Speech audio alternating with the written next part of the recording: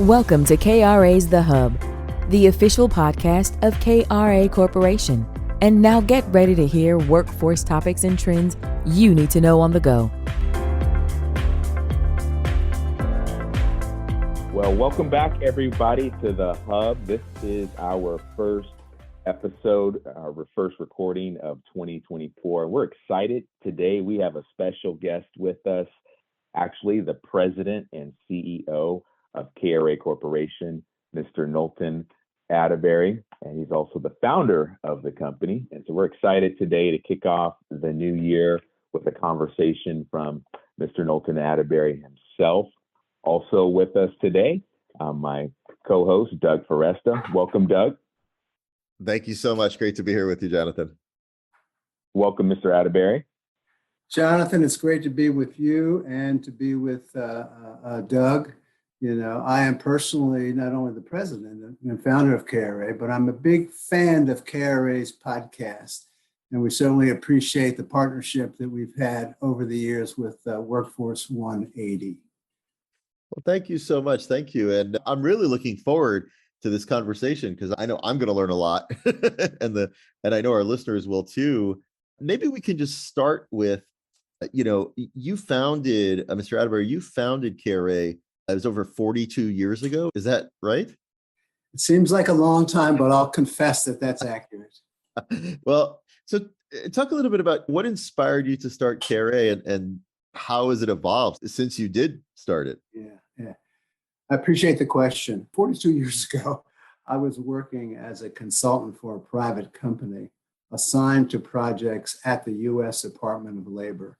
The work that I was doing was primarily as a program analyst, a researcher. I didn't have any background in workforce, and I found the programs to be particularly interesting because I had a personal interest and a personal passion of trying to figure out ways in which we can improve communities that are economically disadvantaged. So once I started working with workforce, I saw the kinds of things that the federal government was doing on the employment side to move individuals from economic dependence to economic independence. And the more I got into it, the more I realized that how some of these programs were effective and some were not. And I became personally somewhat disillusioned at that time, not at the administration, not at the Department of Labor, but the inability for many of the local governments and subgrantees to effectively implement programs that were making a meaningful change in the lives of adults and youth. So I worked with the federal government and eventually moved from the policy area to the technical assistance arena. And I got a firsthand look of what was really happening on the front lines in the local communities. And I needed more. I needed to have more of an impact. So I stepped away from that, started KRA, and began operating programs itself. So I could be on the front line, so I could see in real time what was going on and take the lessons that I've learned, incorporate those into our program design, our program methodology, our strategies, and hopefully have a greater impact on citizens and communities. And that really is the basis of how we formed the mission and vision for KRA. And that is to develop workers to support local businesses and local economies. So everybody in the community is significantly better off from an economic development perspective. So I started KRA because I wanted to have an impact. And I think we have had an impact over these last 40-some years. That's great. I always love to hear the origin story and how things got to where they are today, Mr. Atterbeary. And throughout the years, KRA has really emerged as a leader within workforce development. And with that, there have also been opportunities to help elevate many leaders in the industry. You could tell us, why is leadership development important to you? And what is your approach to fostering that talent within your organization? Super question, Jonathan. One of the things that I know that, and hopefully your listeners will learn as a result of this conversation, is that I really want to be impactful in terms of what I do and what the company does. And I'm interested in developing individuals, both those in which come into our offices and receive our services, as well as those who have worked or work for KRA. I personally am all about developing people, and they can be within the company and without the company. I understand as an employer, as an owner of a business, that individuals don't stay with you for a lifetime. So while they're with KRA, I want them to grow and develop and be the best that they can possibly be in achieving their dreams. Having said that, whenever you put together a team of people to accomplish a mission, it's rare. I don't care whether it's in business, in sports, and theater, it doesn't matter. Rarely do individuals have all the talents necessary to accomplish the mission or the goal of that organization. So at some level, using some strategies, there's an element of training and education that go on. So I've adopted that philosophy within KRA. Jonathan, you know that the centerpiece of our training and development programs in the company evolve around something that we call Leadership Edge. Leadership Edge is what I'd like to refer to as our in-house university. And Leadership Edge is a lot of things. It's a collection of over 100, actually maybe 200 training courses and leadership courses that we have online. But it's also an immersion program where annually we take, it varies, but on average, maybe 20 individuals in the company and immerse them in a year-long program of development. And the development could be along technical lines, finance, contract administration, new regulations and programs, and so forth. And it can also be more of a professional development and leadership-oriented and focused curriculum for the year. All of that ends up oftentimes in a capstone project that we find is often useful for the development of our organization. And one that comes to mind a year or so ago, it had to do with mental health. And all of the students that year worked in teams, developing different components and aspects of how do we deal with mental health issues in the workplace. And that eventually evolved in something that we call in the company Workforce Wednesday, where human resources and other departments of the company provide materials and information to employees to help them achieve a better work-life balance and clarity of mind in the workplace.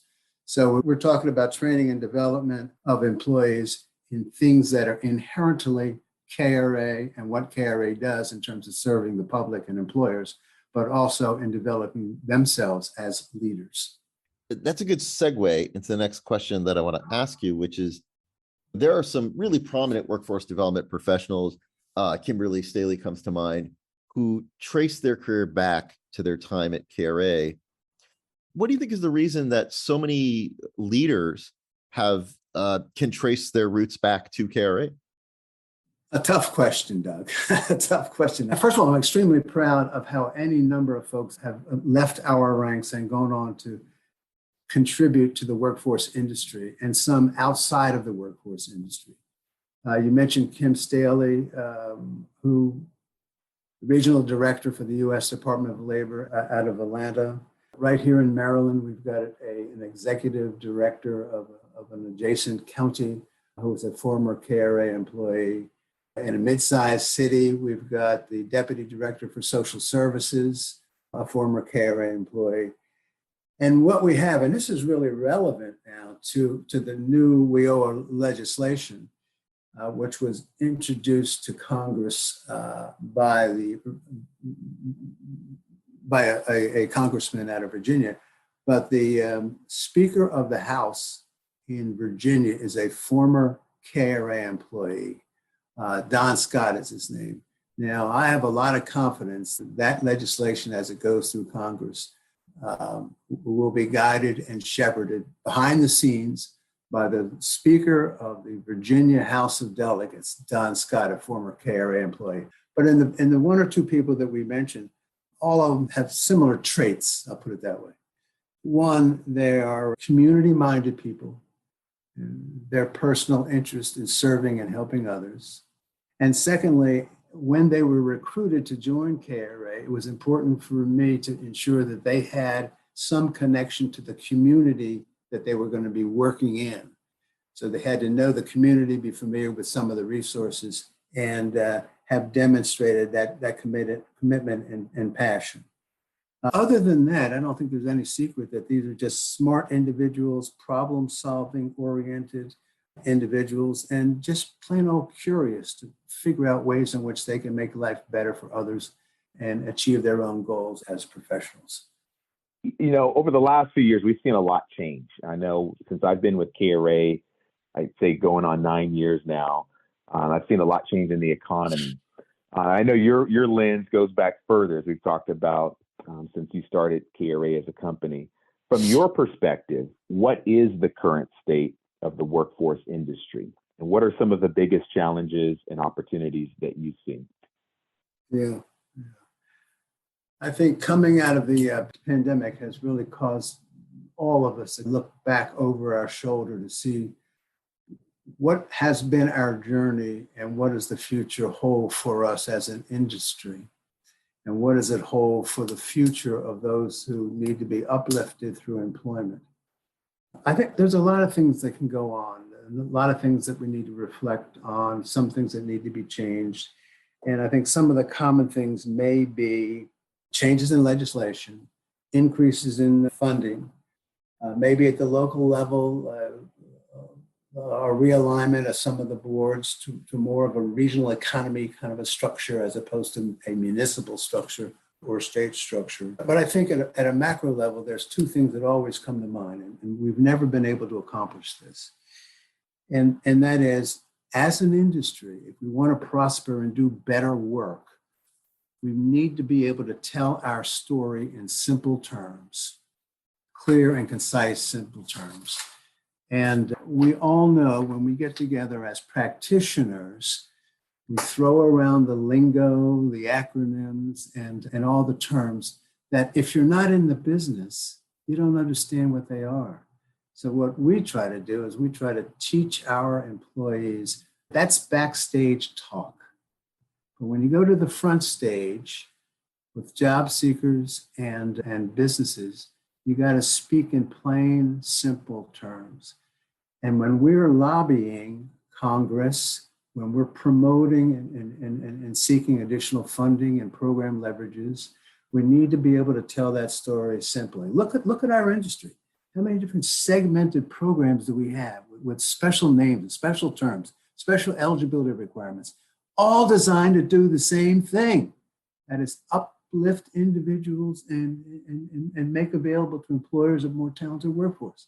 It's that simple, but it's gotten so complicated that we have a difficult time telling our story to those people who make those decisions about the structure of the public-private workforce system. I think the second thing, which would be in addition to be able to tell our story correctly and clearly, is that we need to develop a stronger body of influence, a stronger body of influence. Take any industry, and you can probably identify or guess who are those bodies of influence that help them support their leaders in legislation and in areas where they need to have a stronger voice. You know, individuals that are economically disadvantaged or job seekers, we're not a recognized constituency, excuse me. We're not recognized, which is problem number one. Opportunity number one is that businesses, employers are a recognized constituency, but we've not been effective over these years getting them to stand up and support the legislation in a robust, wholesome way, which is needed. They're there, granted, but not in the size and the voice we need. And after all, this public-private system is free, not only to job seekers, but it's free to the employers. And employers don't understand that because we've not been able to tell our story clearly. So therefore, they're not on board with us as robustly as they could be. So I hope that made some sense. We got to be able to speak in plain English, and we need to get some followers. Well, thank you, Mr. Atterbeary. I know, I have a question for you about part of your own journey. I know that you served on an economic advisory board during the Obama administration. What key insights about employment policies or economic initiatives, or really any insights that you want to share with us that you gained from that experience? Thanks for the question, Doug. Let me be clear, I wasn't part of the Obama administration. However, I did serve on a number of committees outside of the administration having to do with minority business and small businesses in general. There are many points of view with regard to employment and employment policy, most of which are based on science and fact, and some of which are based on theory. That being said, there are many advocates and voices at the table attempting to get the ear of whomever the decision maker may be. And I found that a process to be more aggressive than I ever imagined before I became part of this of the conversation about policy, whether economic or employment related. But the lesson I did learn has to do with the fact that the process requires individuals to be actively engaged. And I didn't realize that at that point in my life or my life's journey. And it's the active voices that get the attention of policymakers. In the area of policy debate, there were a couple of lessons that I learned. And one was that whatever your position is on either one of these policy topics, you need to be a strong advocate for your position. That's number one. Number two, at the end of the day, the winner takes all. And when I say the winner takes all, that policy position that prevails is where our federal dollars are going to be spent. So when you look at this whole workforce area and what it is and what it means, a lot of different things, we need to understand that we need to have strong leadership at the federal level and at the local level, where decisions are being made as to how resources are allocated to the benefit of the workforce system and its various components. So if the question was, what did I learn with regard to employment policy and economic policy? Well, what I learned was that the process requires advocates to be actively engaged in the debate. They need to understand that the debate is a combination of fact and fiction. And what's really important is to have a constituency with loud voices that can tell your story in clear language to the benefit of your causes. That's great. And when I think back to that era, I think about the Obama administration really being that period where we were transitioning out of WIA into WIOA. So it's great to hear some of the insight of what was happening in the industry of workforce and at the policy level around that time. So we've gone back in time today. We've also looked at the journey. We've talked about the current state of workforce. Now I want to look ahead 5 to 10 years from now. And what do you anticipate the future of work and workforce looking like over that time period? And how should the industry evolve to prepare for and really shape that future? Predicting the future in general is very challenging and certainly much more difficult at a micro level looking at workforce. But I think there are a couple of trends that many of your listeners are familiar with. And some of these have emerged as a result of the pandemic and COVID-19. But unlike the way in which workforce was designed and fashioned pre-COVID, I think we're going to see a lot of changes in what jobs look like. For example, as we go forward in the future, we're going to have more remote and flexible work opportunities for individuals who are looking for employment. Certainly, automation and artificial intelligence are going to play an increasingly important role in the workplace and creating opportunities for skill development and upskilling. Something that we're wrestling with right now in workforce is the gig economy.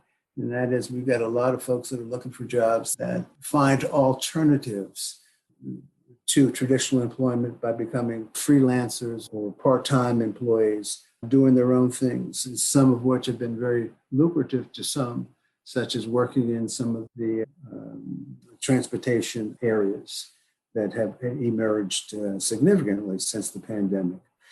And something I mentioned earlier, I think as we look to the future and what's happening in workforce, we're going to have to be mindful that there's an increasingly significant focus on employee well-being and a greater emphasis on mental health in the workplace and work-life balance. They're the kinds of things that I'm looking at and trying to incorporate into our design for service delivery in the future. I think the second part of the question was, how do you prepare for the future? Once again, there's a certain level of uncertainty, but I don't think folks would disagree with the fact that successful organizations, whether they be in workforce or be employers in general or nonprofits or wherever the organization is, they're going to have to invest heavily in technology, for one thing, to stay ahead of all the changes that are taking place, increased productivity, collaboration, all of those kind of things that usually go with technology investments. Organizations are going to have to continue to invest in what we've been talking about earlier, and that is employment and training. Continue to scale and upskill your workforce. It's key today, particularly since we've got low unemployment, and employers that are succeeding are in fact making those kinds of investments. One size does not fit all. We've heard that phrase, but it's so important as we look to the future that one set of policies cannot be applied to all folks in the workforce. So we've got to be able to be flexible with our policies, as well as be diverse in our assignments to work. And I mentioned it earlier, but it's increasingly important. And that is, as we look to the future, we really need to focus more on mental health and work-life balance. So they'd be the things that I think are key to going forward in this space. I want to bring us back around as we close out, come full circle. You talked about starting KRA to make a difference, to have an impact. And I think it should be pretty obvious to listeners about how much impact that has been and continues to be and will continue to be. For someone who's listening to this, who's an emerging leader, they might be in the space that you were in when you first started thinking about this, and they're a leader and entrepreneur wanting to make an impact in the workforce development space. Is there a piece of advice that you would share for them? First of all, I think the workforce space can be quite rewarding to any individual. And if you're just starting out, there's probably a number of things that you probably should keep in mind. I think you really want to build relationships in the community and regionally and nationally in the things that are really important to you within the workforce area or space. I think you also need to focus on long-term learning as an example of growth, harness technology, and a variety of other things. But I think the number one thing that I would suggest is really important to be successful in this space is that you really got to understand the landscape. And gosh, the last 3 or 4 years is a testament to how quickly and significantly the landscape changes. You got to have a deep understanding of what the current trends are, what the challenges are, what the opportunities may be. And you got to stay ahead of those kind of challenges and be part of that conversation so you can have an impact. I think that's important.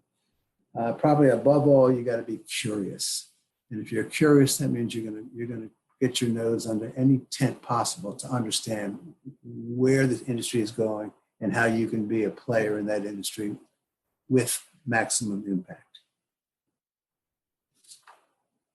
Well, Mr. Atterbeary, I want to thank you for your time today. I really enjoyed our conversation. I think your background, your experience, and just your perspective about workforce and founding KRA Corporation and your experiences really added a lot of insight to our audience today. So I want to thank you for that. In closing, are there any ways that for our audience, obviously this is the KRA podcast, but what would be some good ways for folks out there that may be listening for the first time or don't know much about KRA to learn more about who KRA is as a company? Your listeners can go to our website as a first stop, and that's www.kra.com. On the website, you'll find out about our service offerings as a career service provider. You'll also understand the kinds of services we provide employers, as well as to get to know some of the leaders like Jonathan and others in the organization by reviewing their bio on site.